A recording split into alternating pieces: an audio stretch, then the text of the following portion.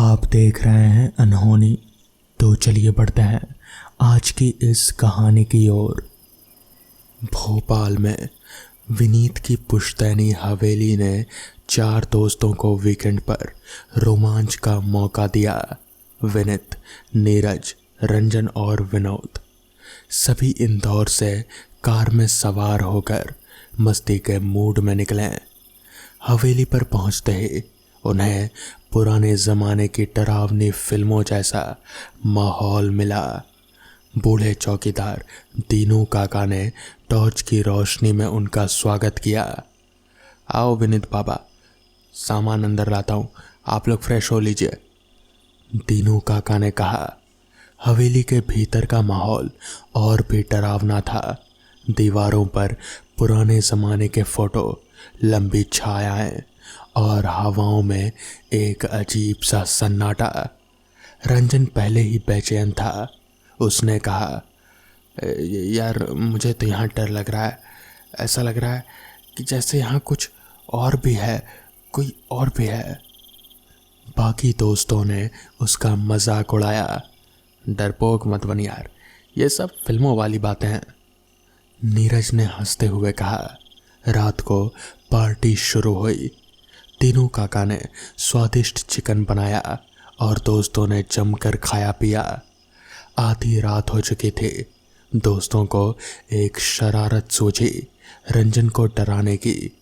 सभी अलग अलग बहाने बनाकर उसे हवेली में अकेला छोड़कर बाहर निकल गए। तभी हवेली का लैंडलाइन फ़ोन बजा। रंजन ने फ़ोन उठाया। हेलो। उधर से कोई जवाब नहीं आया। उसने फ़ोन रख दिया। कुछ देर बाद फ़ोन फिर बजा। रंजन ने फिर फ़ोन उठाया। हेलो, कौन है? मजाक मत कर। जवाब में बस सन्नाटा। तीसरी बार जब फ़ोन बजा तो रंजन चिढ़ गया। उसने गुस्से में फ़ोन उठाकर कहा, अबे बोलता क्यों नहीं? फ़ोन की दूसरी तरफ से अचानक एक भयानक हंसी सुनाई दी। रंजन के रोंगटे खड़े हो गए। वो घबराकर बाहर भागा और बोला, मैं यहाँ नहीं रुकूंगा। दोस्तों ने उसे समझाने की कोशिश की, लेकिन वो तीनों काका की हवेली छोड़ने का कहकर चला गया। रंजन के जाने के बाद बाकी तीनों दोस्त हंसते हुए बोले, थोड़ा ज़्यादा डरा दिया, लेकिन मस्त मज़ा आया। तभी फिर फ़ोन बजा। विनीत ने फ़ोन उठाया। अबे रंजन, मजाक मत कर, हमारा ही प्रैंक हम पर उल्टा मत कर। फ़ोन पर वही हंसी गूंजी। अचानक दरवाजे पर ज़ोर से दस्तक हुई। विनोद ने दरवाज़ा खोला। बाहर अंधेरे में रंजन का अधमरा शरीर गेट पर लुढ़का पड़ा था। उसका चेहरा सफ़ेद, आंखें डर से फटी हुई। उसने टूटे फूटे शब्दों में कहा, वो और वो बेहोश हो गया। डर और हड़कंप के बीच विनीत ने फ़ोन रखा। तभी वो फिर बजा। नीरज ने फ़ोन उठाया। कौन है? फ़ोन की दूसरी तरफ वही भयानक आवाज़ आई, अब तुम्हारी बारी है। तभी लाइट्स बंद हो गई। हवेली में गहरा अंधेरा छा गया। दरवाजे पर दस्तकें और तेज होने लगी। अब ये सिर्फ हवेली का प्रैंक नहीं था, ये कुछ और था, कुछ खतरनाक।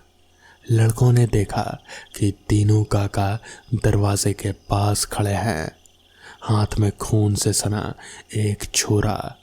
उन्होंने अपनी ठंडी आवाज़ में कहा, अब आप लोग भी मेरे साथ रहेंगे जैसे तुम्हारे पुरख हैं। अगली सुबह हवेली सुनसान थी। पुलिस को वहाँ कोई नहीं मिला, सिर्फ 4 कुर्सियाँ और उन पर खून के धब्बे। हवेली में लगे पुराने फ़ोटो फ्रेम्स में अब 4 नई तस्वीरें थी, विनीत, नीरज, रंजन और विनोद की। फ्रेम के अंदर से ही एक हंसी की आवाज़ गूंज रहे थे, तो दोस्तों, ये थी आज की पहली कहानी। तो चलिए बढ़ते हैं आज की दूसरी कहानी की ओर। विनोद बचपन से ही डरपोक था।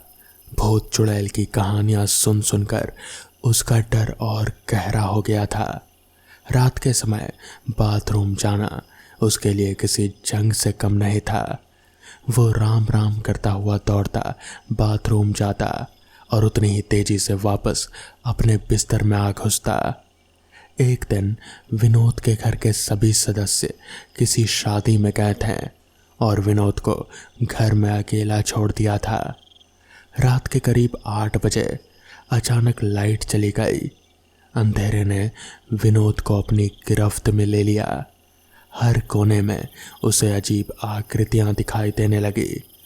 पसीने से तरबतर वो राम का नाम जपते हुए कोने में दुबक गया। तभी बरामदे में से किसी के चलने की आवाज़ आई। आवाज़ धीरे धीरे उसकी तरफ पड़ने लगी। विनोद का दिल जोर से धड़कने लगा। उसने कमरे का दरवाज़ा बंद करना चाहा, लेकिन तभी दरवाज़ा खुद ब खुद खुल गया। दरवाजे पर एक छोटी सी बच्ची की आकृति खड़ी थी। उसकी लाल आंखें अंधेरे में चमक रहे थे। विनोद के शरीर में जैसे जान ही नहीं बची। वो जोर से चिल्लाना चाहता था, लेकिन गले से आवाज़ तलक नहीं निकली। अचानक आकृति कमरे के अंदर आ गई और विनोद के पास आकर रुक गई। उसने झुककर विनोद के चेहरे को ध्यान से देखा और धीमे से कहा, मुझे पहचानते हो? विनोद हकलाते हुए बोला, कौन हो तुम? आकृति ने एक तेज हंसी के साथ कहा, मैं वही हूँ जिसे तुमने सालों पहले छत से गिराकर मारा था। अब मैं तुम्हें अपने साथ ले जाने आई हूँ। विनोद के होश उड़ गए। वो कांपते हुए बोला, मैंने कुछ नहीं किया, मुझे मुझे मुझे छोड़ दो। तभी आकृति ने अपना चेहरा और करीब लाकर फुसफुसाया, तुम्हारे पाप का हिसाब देने का समय आ गया है। विनोद ने हिम्मत जुटाकर पीछे के दीवार से टकराते हुए बिजली की बत्ती चालू करने की कोशिश की, लेकिन लाइट अभी तक नहीं आए थे। अचानक वो आकृति तेजी से हंसते हुए हवा में गायब हो गई। सभी दरवाजे अपने आप खुलने और बंद होने लगे। कमरे का पंखा तेजी से घूमने लगा, जैसे कोई अदृश्य ताकत वहां मौजूद हो। विनोद ने अपनी आखिरी हिम्मत जुटाई और घर के बाहर भागा। जैसे ही वो बाहर पहुंचा, लाइट वापस आ गई, पर उसने देखा कि उसके घर के दरवाजे पर वो आकृति, वो छोटी सी बच्ची अभी भी खड़ी थी। वो सिर्फ एक ही शब्द कह रहे थे, वापस आओगे तो इंतज़ार करूँगे। जब विनोद के माता पिता घर आए तो देखा विनोद घर में नहीं है। वो पड़ोस में अपने चाचा के घर पर था। दरअसल आज से 3 साल पहले विनोद और उसके चाचा की बेटी, वो लोग छत पर खेल रहे थे। उसके चाचा की बेटी छत की बाउंड्री पर बैठी हुई थी और विनोद का अचानक से धक्का लग जाने से वो एकदम से छत से नीचे जा गिरी और फिर वही हुआ जो कि नहीं होना चाहिए था। उस दिन के बाद से विनोद को उसके बुरे सपने भी आते थे, मगर ये जो था ये सपने से कई ज़्यादा था। तो दोस्तों, ये थी आज की दूसरी कहानी। तो चलिए बढ़ते हैं आज की आखिरी कहानी की ओर। ट्रेन बहुत ही धीमी रफ्तार से पटरियों पर आगे बढ़े जा रही थी। ट्रेन के दरवाजे पर खड़ा मैं बड़ा ही उत्सुक होकर बस किसी तरह अपने गांव पहुंचना चाहता था। मैं आज काफ़ी सालों के बाद अपने गांव जा रहा हूं। काम के इस दबाव में मुझे कभी गांव जाने का मौका ही नहीं मिला, तो इसलिए इस बार जब छुट्टी मिली तो मैंने तय कर लिया कि गांव ही जाऊंगा और इसके लिए मैंने यही ट्रेन को चुना क्योंकि ये ट्रेन काफ़ी सुविधाजनक थी। आज मैं ऑफिस का काम ख़त्म करके ही ट्रेन में चढ़ा, मगर हाँ, गांव पहुंचते पहुंचते देर रात हो जाएगी, जो कि मेरे लिए कोई चिंता वाली बात नहीं है क्योंकि रात का मुझे कोई डर नहीं है। खैर, ट्रेन धीरे धीरे आगे बढ़े जा रही थी। मैंने अपनी हाथ घड़ी में वक्त देखा तो वक्त हो रहा था रात के 11:30 बजे का। बस मुझे एक ही बात की चिंता थी कि जब मैं गांव के स्टेशन पर उतरूंगा तो क्या मुझे कोई सवारी मिलेगी भी जो मुझे अपने घर तक छोड़ पाए, या फिर मुझे पैदल ही आगे जाना पड़ेगा। अगर पैदल आगे जाना पड़ा तब तो बहुत ही चलना पड़ेगा। ऊपर से मैं काफ़ी थका हुआ भी था। खैर, भगवान से मैं बस यही दुआ कर रहा था कि कोई सवारी मिल जाए वहाँ। खैर, धीरे धीरे रेंगती हुई ट्रेन मेरे गांव के स्टेशन पर उतरी। मैं उस ट्रेन से उस स्टेशन पर उतरने वाला इकलौता शख्स था। मेरे उतरते ही कुछ 1 मिनट के अंदर ही ट्रेन आगे बढ़ गई और छुकछुकाती हुई वापस वहाँ से आगे निकल गई। मैंने स्टेशन पर खड़े होकर एक नज़र चारों तरफ घुमाई। पूरा का पूरा स्टेशन एकदम वीरान। मेरे अलावा एक परिंदा तलक भी स्टेशन पर नहीं था। मैंने मन ही मन कहा, इतने सालों में गांव में कुछ भी नहीं बदला यार, सब कुछ वैसा का वैसा ही है। स्टेशन भी बिल्कुल वैसा का वैसा ही है, खाली और सुनसान। जिसके बाद मैंने अपना बैग ज़मीन पर से उठाया और कंधे में लेकर स्टेशन से बाहर की ओर निकल पड़ा। बाहर निकलते हुए मैंने एक नज़र वापस से चारों ओर घुमाई, मगर कोई नहीं, मेरे अलावा वहाँ कोई भी नहीं था। मुझे थोड़ा अजीब सा लगा कि भला एक तो इंसान तो होते ही थे पहले, आज तो कोई भी नहीं है। शायद ये ठंड की वजह से है। यही सोचकर मैं स्टेशन से बाहर निकला और चलते हुए वहाँ आया जहाँ पर सारी सवारियाँ खड़ी रहा करती थी। मैंने वहाँ पहुँचकर नज़र दौड़ाई तो मुझे कोई भी सवारी नज़र नहीं आई सिवाय एक टूटी फूटी रिक्शा साइकिल के। मैं उस साइकिल रिक्शा के पास गया तो देखा वो रिक्शा बिल्कुल ही जर्जर हालत में है और किसी भी वक्त टूटकर बिखर सकती थी। वो चलने की हालत में तो बिल्कुल भी नहीं थी, मगर मैं मजबूर था और किसी तरह मुझे अपने घर पहुंचना ही था। पैदल चलकर तो बिल्कुल भी नहीं। तो इसीलिए मैंने उस रिक्शा के सीट पर बैठे उस रिक्शा वाले से, जो कि बैठे बैठे ही बीड़ी सुलगा रहा था, मैंने उससे पूछा, चाचा चलोगे क्या गांव? तो इस पर उस आदमी ने कहा, देखो भाई, इस वक्त बहुत रात का समय है, अगर अभी गया तो मैं 40 रुपये लूँगा, उससे कम में नहीं हो पाएगा। तो इस पर मैंने कहा, पर वैसे तो 20 रुपये में जाता है हर कोई। तो इस पर उस रिक्शे वाले ने कहा, मैंने कहा ना, रात बहुत है, रात के समय ये रास्ता बिल्कुल भी सही नहीं है, तो इसीलिए 40 तुम्हारे लिए और मेरे लिए भी। मैं जानता था कि वो रिक्शा वाला मानेगा नहीं क्योंकि वहाँ पर वो अकेला ही था, तो इसलिए मैं राज़ी हो गया और चढ़कर उसकी रिक्शा में बैठ गया। रिक्शा पर बैठते ही मैंने उससे कहा, ये टूटेगी तो नहीं? देखकर तो लग नहीं रहा कि जा पाएगी। तो इस पर उस रिक्शा वाले ने कहा, आप बस कसकर पकड़े रहो, मैं आपको पहुंचा दूंगा सही जगह। जिसके बाद रिक्शा वाले ने बीड़ी को अपने होठों से दबाया और दोनों हाथ से हैंडल पकड़कर साइकिल रिक्शा आगे बढ़ाने लग गया। चलते चलते अब हम लोग स्टेशन से दूर निकल आए थे। तभी उस रिक्शा वाले ने मुझसे पूछा, इस गांव के तो नहीं लगते, कहाँ से आए हो? तो इस पर मैंने कहा, हाँ मैं इस गांव का नहीं हूँ, मैं शहर में रहता हूँ, वहीं जॉब करता हूँ। तो इस पर उस रिक्शा वाले ने कहा, यहाँ किसे पहचानते हो? तो इस पर मैंने एक जवाब दिया, वो मनोहर है ना, मनोहर सिंह, मैं उन्हीं का पोता हूँ। तो इस पर उस रिक्शा वाले ने एकदम से रिक्शा रोकी और पीछे पलट कर देखा।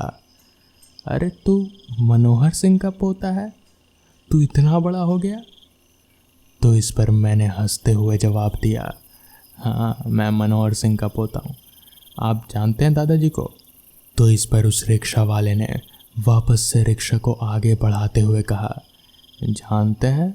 अरे हम लोग दोस्त हुआ करते थे, मैं और तेरा दादाजी। वो मुझे कलुआ कहकर बुलाता था। हम लोग काफ़ी अच्छे दोस्त हुआ करते थे।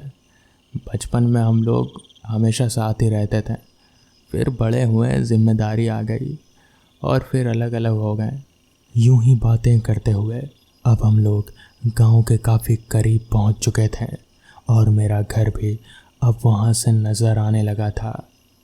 तभी उस रिक्शा वाले ने एकदम से घर से थोड़ी ही दूरी पर एक सुनसान जगह देखकर रिक्शा रोक दी और मुझसे कहा, बस बेटा यहीं तक जा सकता था मैं, इसके आगे मैं नहीं जा सकता। तो इस पर मैंने कहा, क्यों? मेरा घर तो बस थोड़ा ही दूर है। तो इस पर उस रिक्शा वाले ने कहा, नहीं बस मेरा यहीं तक काम था, अब इसके आगे मैं नहीं जा सकता। मैंने भी ज़्यादा बहस नहीं की। उसने 40 कहा था तो मैंने रिक्शे से उतरकर उसे 50 दे दिया और फिर वापस से अपना बैग कंधे पर लटकाकर घर की ओर आगे बढ़ने लगा। चलते चलते मैं अपने घर के दरवाजे पर पहुंचा। दरवाज़ा खटखटाया तो दरवाज़ा खोलने वाले मेरे दादाजी ही थे। मैंने उनके पैर छुए और फिर उन्होंने मुझे गले से लगा लिया, जिसके बाद थोड़ी देर यहाँ वहाँ की बातचीत हुई। फिर दादाजी ने मुझसे पूछा, बेटा तू इतनी रात को स्टेशन से यहाँ आया कैसे? अब तक तो कोई सवारी भी नहीं मिलेगी, सारी सवारियाँ तो 8 बजे के बाद ही बंद हो जाती हैं। तो इस पर मैंने कहा, हाँ एक रिक्शा वाला था, उसका नाम तो उसने कलुआ बताया, कहा कि आप और वो काफ़ी अच्छे दोस्त हुआ करते थे बचपन में। इतना कहते ही दादाजी ने एकदम से चौंक कर मेरी ओर देखा और फिर उन्होंने कहा, क्या कलुआ? उसको मरे तो 1 महीना हो गया। वो कैसे? उसकी रिक्शा का तो रेलवे फाटक पर एक्सीडेंट हो गया था। वो ऐसा नहीं हो सकता। ये सुनकर मेरे तो जैसे पैरों तले ज़मीन ही खिसक गई। मुझे समझ नहीं आ रहा था कि आखिर वो सब क्या हुआ, वो रिक्शा वाला कौन था, ये आज तक मुझे समझ नहीं आया। खैर, हालांकि ये घटना थोड़ी पुरानी है, मगर वो घटना इतनी ज़्यादा अजीब है कि मुझे आज तक अच्छे से याद है। वो साल था 2007।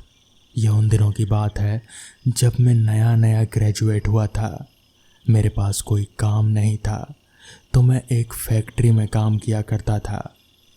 उस रात जब हम सारे दोस्त अपना अपना काम निपटाकर घर की ओर बढ़ने ही वाले थे, तभी मेरे एक दोस्त नितिन ने कहा, यार घर जाकर क्या करेगा, चल आज पार्टी करते हैं। मैंने दोस्तों को इकट्ठा किया है रोहित के घर पर, क्या बोलता है? तो इस पर मैंने कहा, अच्छा ऐसा है तो चलो फिर। जिसके बाद हम लोग फैक्ट्री से घर ना जाकर सीधे रोहित के घर पहुँचे और वहाँ पर पहुँचकर देखा तो रोहित ने सारा इंतज़ाम कर रखा था। वहाँ पर पीने पिलाने का सारा इंतज़ाम था। हालांकि मैं पीता नहीं था, मगर दोस्तों के साथ बैठकर काफ़ी मज़े किया करता था और चखने का सामान मैं अकेले ही सारा खा जाया करता था। इसलिए मैं अपने दोस्तों के साथ वहाँ पहुँचा था। सारे दोस्त पीने पिलाने में बैठ गए और मैं उन लोगों के साथ बैठ बातें करने लगा और खाने पीने का सामान टटोलने लगा।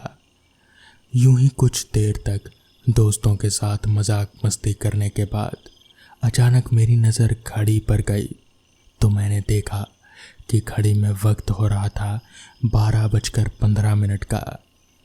मैंने अपने दोस्तों से कहा, यार सुनो, अब मुझे चलना चाहिए, घर पर मेरी बीवी अकेली है। तो इस पर मेरे दोस्तों ने कहा, हाँ भाई तब तो तू जा, हम लोग कल सुबह ही निकलेंगे यहाँ से। जिस पर मैंने अपने दोस्तों से अलविदा लिया और सीधे अपने घर की ओर निकल पड़ा। बाइक चलाते हुए मुझे ठंड का एहसास हो रहा था, और ऐसा हो भी क्यों ना, दिसंबर का आखिरी हफ्ता जो चल रहा था, कड़ाकेदार ठंड थी।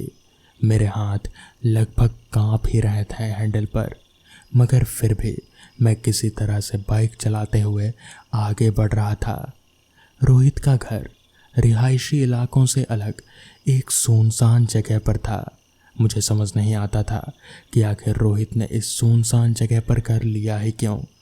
ना ही यहाँ कोई सुविधा है और ना ही ज़्यादा लोग रहते हैं।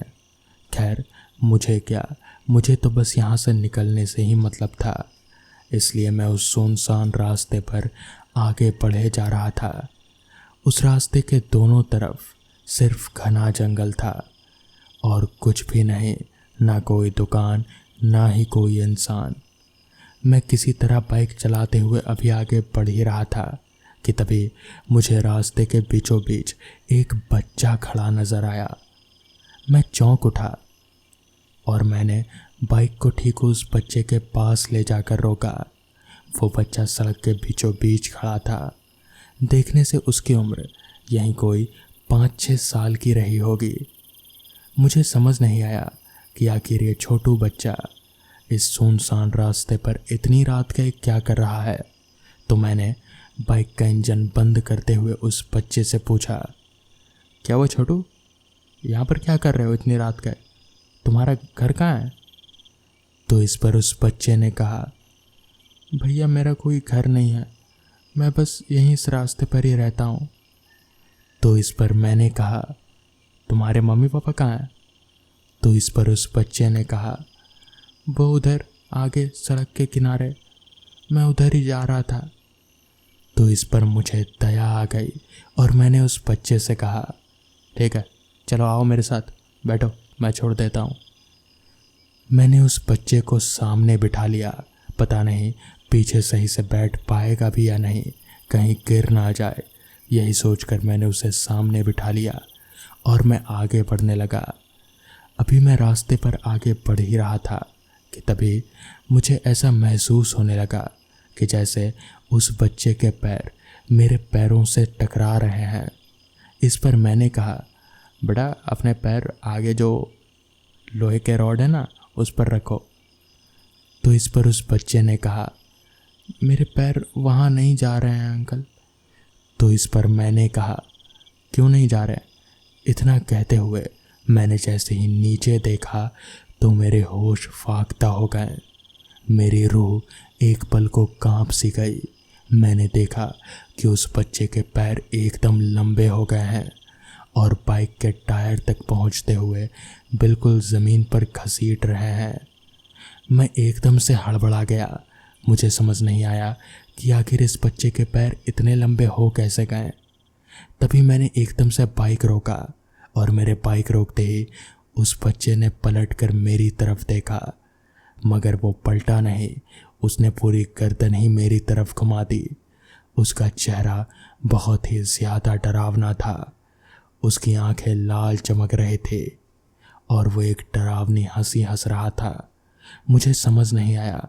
मैंने बाइक वहीं छोड़ा और वापस दौड़ते हुए बिल्कुल रोहित के घर की तरफ भागने लगा। भागते भागते मैं गिरते पड़ते जैसे तैसे रोहित के घर वापस पहुंचा। वहां पहुंचकर मैंने अपने दोस्तों को पूरी बात बताई। किसी ने भी मेरी बात पर विश्वास नहीं किया।